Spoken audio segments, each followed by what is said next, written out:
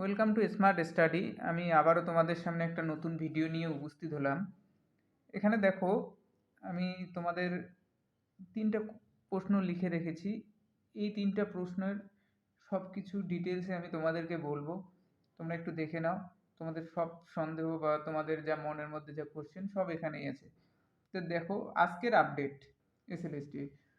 তো এখানে এসএলএসটির নতুন আপডেটে কোর্ট আমাদের সুপ্রিম কোর্ট বলে দিয়েছে নভেম্বরের মধ্যে ফল প্রকাশ করতে হবে। তো নভেম্বরে ফল প্রকাশ হচ্ছে, তোমরা নিশ্চিন্ত থাকো। বলে দিয়েছে এসএসসি ফল প্রকাশ কবে করবে সেটা বলে দিয়েছে ফার্স্ট উইক থেকে, নভেম্বরের ফার্স্ট উইক থেকে এসএলএসটি তার ফল প্রকাশ করবে। এর কোনো সমস্যা নেই। তার মানে তোমরা ফার্স্ট উইক কোনো কারণে না হলে সেকেন্ড উইকে ধরে নাও ফল প্রকাশ হচ্ছে এসএসসি। ঠিক আছে?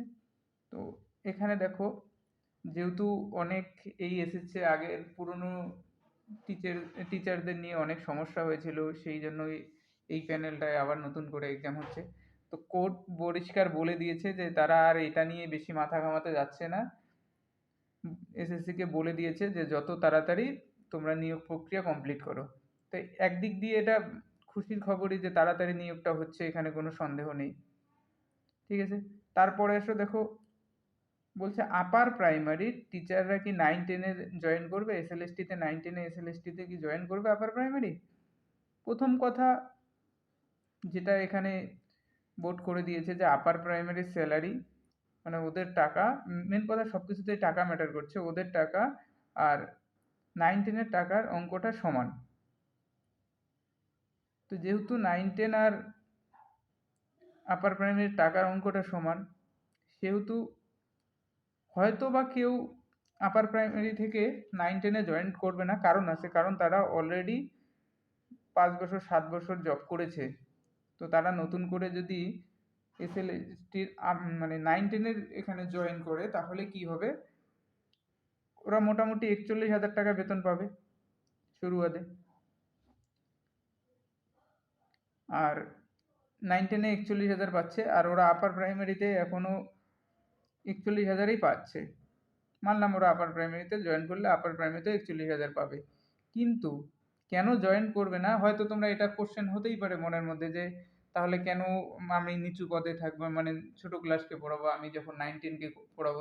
আর একটা ব্যাপার আছে, সম্মানের ব্যাপার, আত্মসম্মান লাগে। দেখো আত্মসম্মানটা ঠিক আছে, কিন্তু এখানে একটা টাকা ম্যাটার করছে। যারা 5-7 বছর চাকরি করছে আপার প্রাইমারিতে কন্টিনিউ, তাদের বেতন কিন্তু এই 41,000 আর নেই। তাদের বেতন প্রায় 50+, 50,000 প্লাস হয়ে গেছে তাদের বেতন। তো তারা কেন এখানে আসবে? 10,000 টাকা তারা কেনই পার মান্থ লস করবে? নিশ্চয়ই এরা এখানে আসবে না। তাহলে 9-10-এ তোমরা ধরে নাও যে আপার প্রাইমারিতে যারা জব করে তারা এখানে আসবে না। হ্যাঁ, এটাও কোশ্চেন হতে পারে যে বাড়ির পাশে যদি তারা জয়েন করতে পারে। দেখো, টাকাটাই বড় ম্যাটার করছে এখানে। বাড়ির পাশে হয়তো এখন নতুন সিস্টেম করে দিয়েছে, 2-4 বছরের মধ্যেই কেউ চাইলে বাড়ির পাশে আসতে পারে, সেরকম গভর্নমেন্ট ক্রাইটেরিয়া করে দিয়েছে। তো সেই ক্ষেত্রে আর এটা ম্যাটার করছে না। তাহলে তোমরা ধরেই নিতে পারো যে আপার প্রাইমারি থেকে কেউ আর 9-10-এ জয়েন করছে না। এই দিকটায় তোমাদের একটা প্রফিট হলো যে কিছু সংখ্যক তো সিট এখান থেকে থাকবে, ফ্রেশার্সদের কিছুটা হলেও সুবিধা হবে এখান থেকে।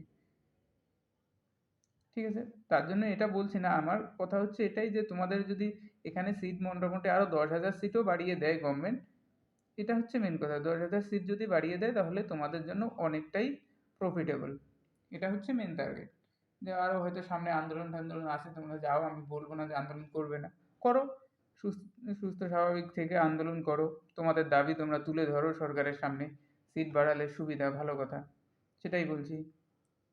তারপরে আর একটা কোশ্চেন এখানে হতে পারে যে যারা আপার প্রাইমারি আছে তারা কি 11-12-এ জয়েন করবে না? হ্যাঁ, এটা অবশ্যই তারা জয়েন করবে। কারণ 11-12-এর স্যালারি প্রায় 55,000 টাকা। তো এখানে এরা জয়েন করবেই। তাহলে একটা জিনিস দেখো, তোমাদের আপার প্রাইমারি টিচাররা কিন্তু 9-10-এর এক্সামে জয়েন করছে না। তাদের 9-10-এর জন্য খুশির খবর যে হচ্ছে না, কিন্তু 11-12-এ তারা জয়েন করবে। এটা ভাবো না যে এখানেও জয়েন করবে না, এখানে জয়েন করবে 11-12-এ। তাহলে এই জিনিসটা মাথায় রাখবে। ঠিক আছে? এবার আসি পরের কোশ্চেনে যে এসএলএসটি কি কাট অফ কমবে?